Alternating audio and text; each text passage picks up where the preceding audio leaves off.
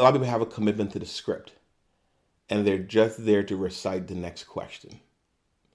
And they're not listening to the answers because there's so much there in the answers. And many times people detach a sales conversation from a regular conversation with their friends because most times in those situations you're listening to what the person is saying so you can respond in an appropriate way and get more clarity and get more depth.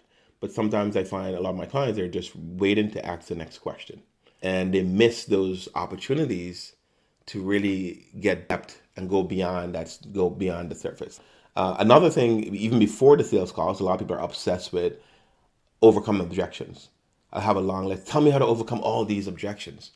I'm like, I laugh because I'm like, hey, which one have you had so far? Oh, none, but I'm only ready for all of them. And I believe if that's what you're practicing on, if that's what you're focusing on, that's what you're going to get. What I find works best is just go through the conversation. When you do reach an objection, there's a simple framework we teach and just asking questions around the objection. Instead of learning how to overcome 10 objections before you ever got on a sales call, when you hear someone say no or have an objection to a process, just get curious. Hey, tell me more about that. And then when you get off, you can work on what else could I have said in that situation. The other thing when it comes to the money, people have a great call, but when it comes to making the offer and sharing how much the investment is, everything changes. I have a process where I point out the energy level in the conversations. I just showed a client of mine this recently. I said, you were buzzing, everything was going great. But as soon as they transitioned to the investment, you went from about a 9 out of a 10 with energy all the way down to a 6. And she's like, oh, I noticed it. As we're reviewing the call together, you can see her facial expression change, her whole body language change. And guess what? It took the wind out of the other person's too, because at that point in the conversation, they're buying your belief, they're buying your transfer energy, they're buying your conviction also. So if you're not certain, they become even less certain about, is this the right thing? So just being mindful about that, the money conversation, sharing the offer, something I did multiple times when I was getting better at this, is learning how to say the number. If you're saying the number for the first time on a sales call, it's gonna be weird. It's gonna be awkward, especially if it's a big number.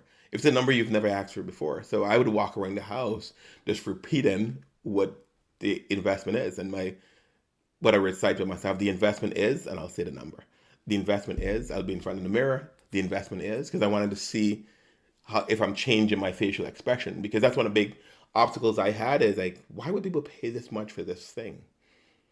All right. For me, that changed for me after I started investing at the level that I was selling. I started out selling programs that were $15,000 to $50,000. And at that point, I didn't invest that much in myself before.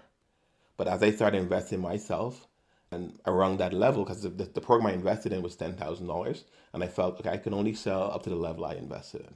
Then I feel more authentic, I feel more congruent, and then I had a lot more certainty around it. So that's just another tip there. If you're trying to sell a program for $20,000 or trying to sell a product for $20,000 and you have an internal energy, hey, I would never buy that for $20,000. Guess what? When you get to that part of the conversation, your energy is going to go all the way down and they're going to feel it. People just want to focus on figuring out how to overcome objections even before they have or experience the objections. The second is reciting the questions and not being in a space to listen and go beyond the answers. And the third is a lot of times the energy change around speaking about the investment. And there's a lot of fear when the investment part of the conversation comes up.